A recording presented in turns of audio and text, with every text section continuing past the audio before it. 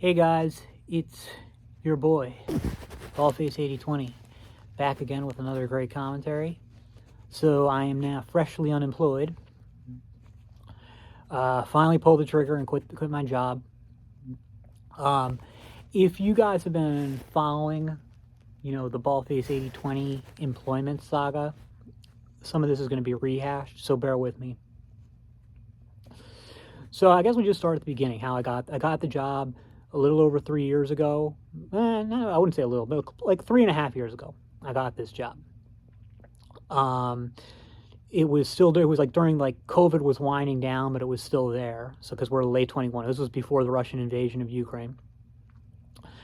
I had just recently, I'd already gotten my insurance license because this was an insurance sales job. I'd already gotten my insurance license because I had been doing insurance sales at another place. But, and I was there for, I don't know, 2 months, maybe, I forget. I think, and, but I quit that job. It was a bit of a drive. It was like a half-hour drive. But the real reason that I quit was because, well, like I'd been hired to do sales and I couldn't sell anything. And the way it was there, I couldn't even do the customer service stuff, which I see in hindsight was a blessing. But so I was just there, just sitting, dialing and never getting anywhere. Now I was getting paid. I got paid $10 an hour. But I just didn't like it. The thing is I couldn't sell anything and I didn't want to do it. So I just, I initially, this is a recurring theme with me. I thought generally what they say is you don't quit your job until you found a new one. And that was my plan. But I just got to a point where I just couldn't continue. So I quit. And I started looking for new jobs. And then I found this one here, which is much closer to me. And it was also insurance sales. But, this time I had more experience, so I knew what I was doing. And it was supposed to be just a sales job. And that was how it started out. With maybe just a little bit of customer service, which at the time I didn't mind at all. And I was able to sell a lot. It was commission only, and I think in my first month I made like over $2,000 in commission. I was helping out with customer service stuff, but that's that. Very quickly though, the commission started to go down and eventually disappear entirely as our rates went up and up and up, which meant my job became increasingly customer service to the point where that was almost the entire job. Anyway, and now, look, I always say that, and I've said this before, if I had known the job was going to be customer service, so heavy customer service, I would have never taken it. That's not really true, because I didn't know before I did all the customer service how much I hated doing it. So I would have taken it. But anyway, so it's I've been doing that basically mostly customer service for I've been here for 3.5 years, and I guess about 3 of those years have been mostly customer service, and mostly to the point of nearly exclusively customer service stuff.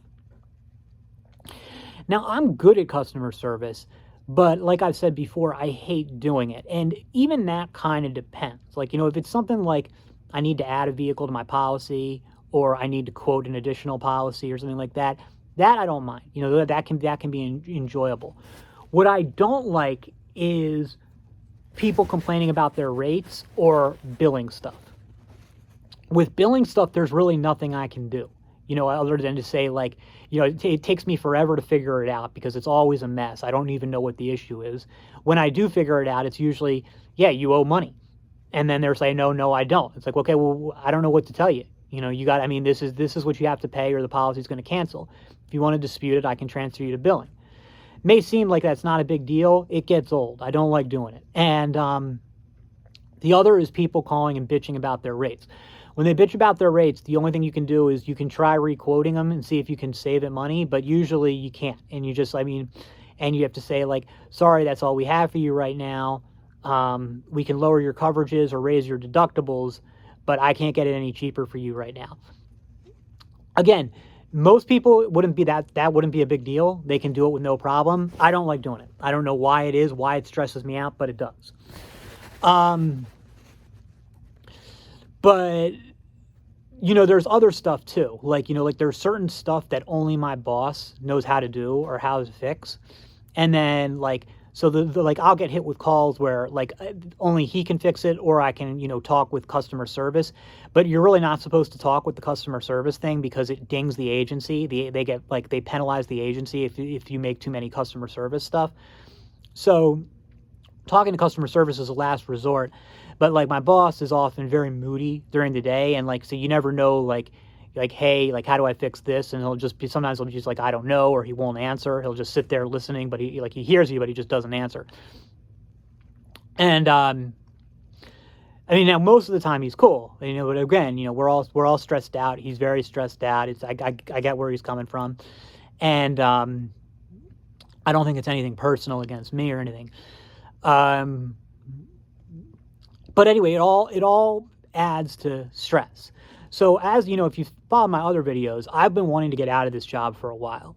The reason that I had hesitated on it was because the thing is, like, I think like every other job out there sounds even worse. And I don't think I could hold another job.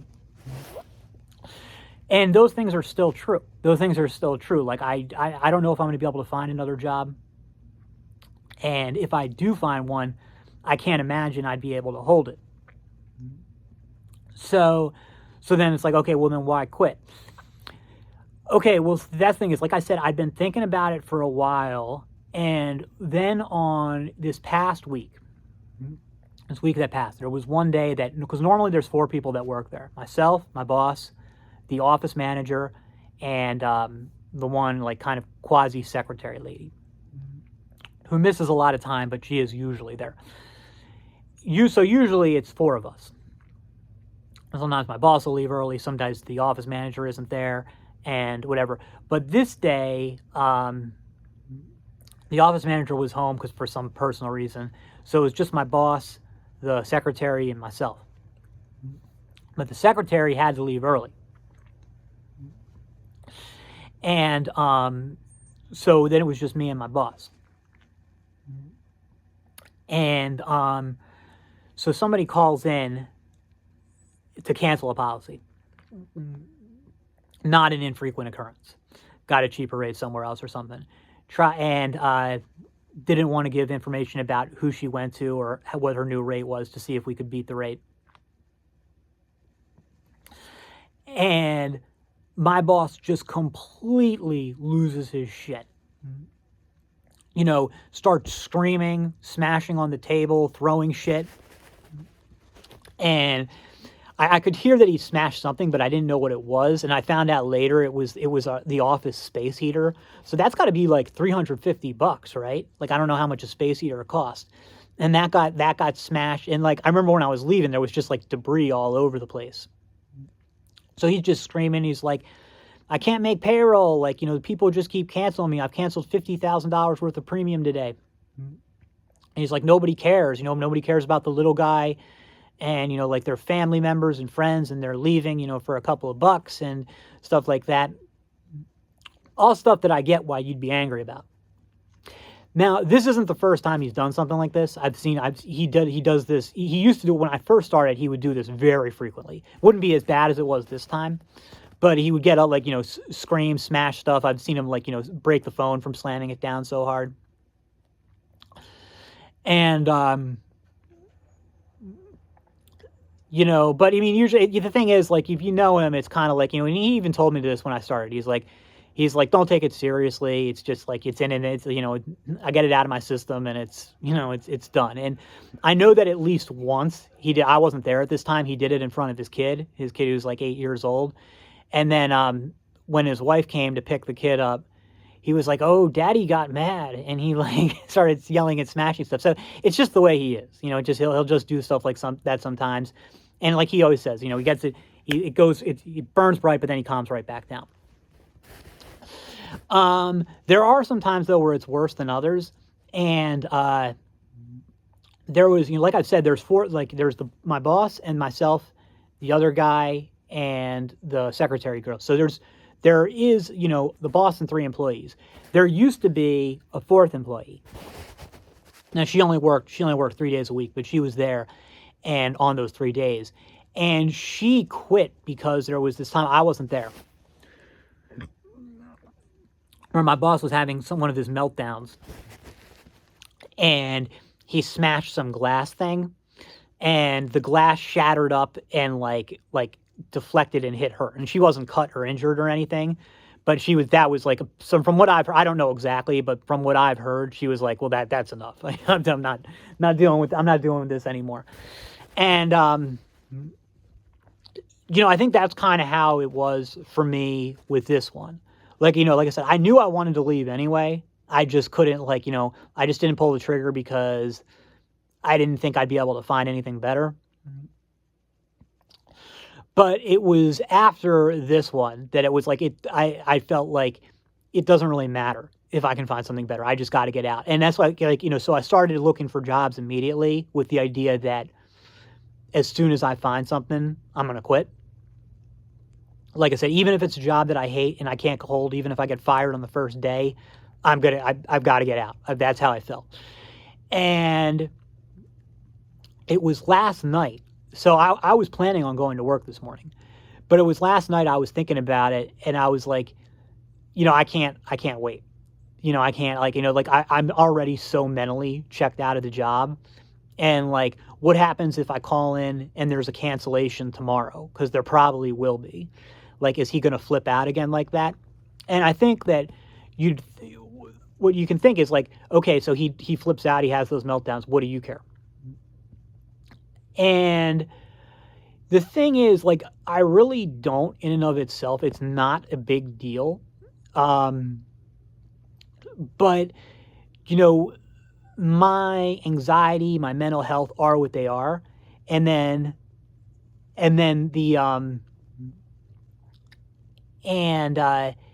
the fact is that kind of stuff does trigger my anxiety. Like I'm like, I don't think that my boss is dangerous or anything, but he doesn't have to be. The thing is, like, anxiety can get, if it triggers you, if it triggers your anxiety, it triggers your anxiety. That's that. And it does.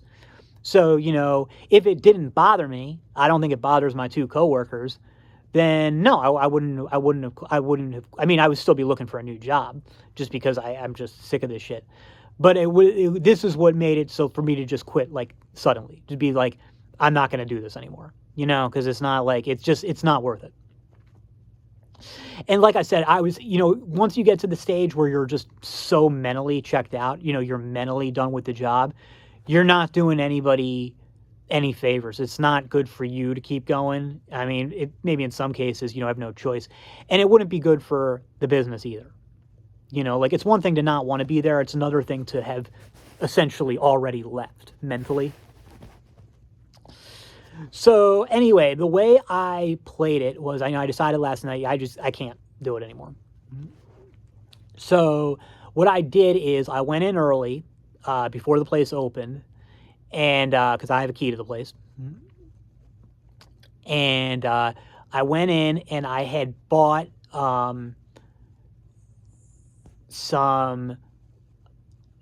I bought 50 Munchkins from Dunkin' Donuts and a 7-Eleven gift card, 3 7-Eleven gift cards. So I left my boss and each of my two coworkers the 7-Eleven gift card. I left the Munchkins on my boss's desk. I left a handwritten note saying, hey, thanks for bringing me on, all these years ago. Thanks for putting up with me, for all these years, the latenesses, the absences, the just general laziness and uselessness. And I don't want to make it sound like I'm totally useless, because I mean, I really did some customer service work that, freed them up and was less work for them. But I'm hardly Mr. Work Ethic. And so I said, but, thanks for, thanks for putting up with me. I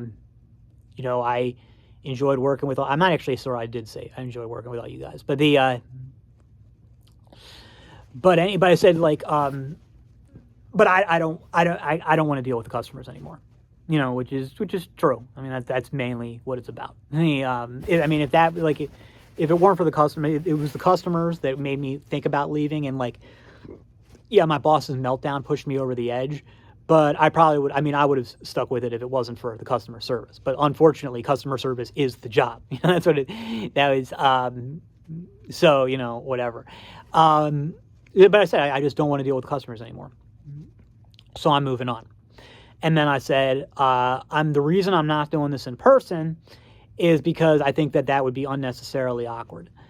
And I got you guys 50 munchkins, and I got you all 7-Eleven gift cards. So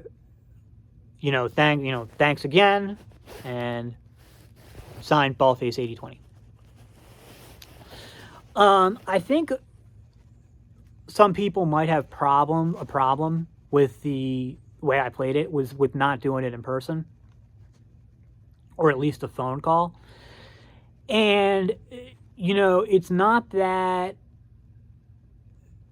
I definitely didn't mean any disrespect by it. It's not that I was afraid to do it in person or over the phone, or that I don't respect, a disrespect thing. It's not that I don't respect my boss. It's that I truly think it would be unnecessarily awkward. I don't like awkward goodbye. I'm not afraid of it, but I don't like it. It's like awkward goodbye type things. And if it were me, then you go treat people how you like. I don't know how most people would prefer to have been handled, but I'm just saying, let's say I was the business owner and I had an employee of 3 years leaving. I would much rather he just leave a note and then just leave, as opposed to he or she leave a note and just leave, as opposed to having some kind of awkward goodbye with a handshake and stuff. Like, I know some people like that kind of closure. I don't. I don't need that kind of closure. Now, I didn't receive any call or text from them. They definitely know at this point. I didn't receive a call or text from any of them, which I wasn't expecting. But I also don't know, is that because they're pissed or because they just don't really care? And I'm assuming they don't care, because the thing is, like, I've been in jobs where, like, me leaving caused much more of, like, a shortage, like an issue where they were like, oh shit, we got to now cover for the work he was doing. And then this, this is, like I said, I mean, I'm only there part-time anyway. So this doesn't really change. I mean, for 3 hours a day, things are exactly as they were. It just means that they have to take more calls in the afternoon. So I don't think, then they've got stuff to do there. So I think that they probably just don't care about it. And again, nothing, I wouldn't have expected them to. Yeah. So, often when you quit, if you've had a lot of experience quitting jobs, often when you quit a job, there's like a euphoric or freeing feeling. Yeah, I don't have anything like that. Like I said, it wasn't like I hated it or was making me miserable. It's just, I just didn't want to do it anymore. And, like I said, I am looking for new work. And any new job is going to be probably worse in a lot of ways. In that, when I say worse, I mean, it's going to be harder to hold, because, like, the thing is, eventually I'm going to be late or call out, which you can't do in low-end jobs, and I'm going to get fired. So there's that. It's not going to have, steady hours like this one did. And it's going to go a lot slower. Like, like this job, I wouldn't say the time flies, but like customers, you get on a customer service call, that can take half an hour, 45 minutes, sometimes even more. And that clears like a 5-hour shift. That clears a huge shift of the day. And then between that, you're on a computer just surfing the web. Not fun, but, better than anything else you'd be doing. I've had jobs like where you just stand there, like a cashier job at, cashier jobs where you just sit there and stare there, and, it's really boring and it goes really slow. And so, but, that's the thing, is it got to the point where it's like, what? Yeah, it's going to be boring. It's going to be worse, but I can't deal with the stress anymore of this. Like the thing is, like, it's easy, but it's stressful. Customer service is just too stressful. And the good thing is, I don't think the customer service, like, nobody likes the customer service work. Everybody hates doing it. But I don't feel like, my boss and my other two coworkers, they don't like it, but it doesn't stress them out. You know, for me, it does. It stresses me out. It triggers my anxiety, and I can't do it anymore. And that's that. So, you know, I wasn't making much money. I was only making like $1,000 a month. But $1,000 a month is a lot better than $0 a month, which is what I'm going to be making now. So we'll see. We'll see. I mean, like I said, I don't know if I'm going to be able to find anything. If I do find something, I probably won't be able to hold it long. But no regrets. There was just, I just couldn't do it anymore. Just like I said, the thought, because that's really, because, you know, I was planning on going in. And then I just realized, you know, the thought of going in, I was like, I can't do it. Can't do it anymore. That's all for now. See you in the next.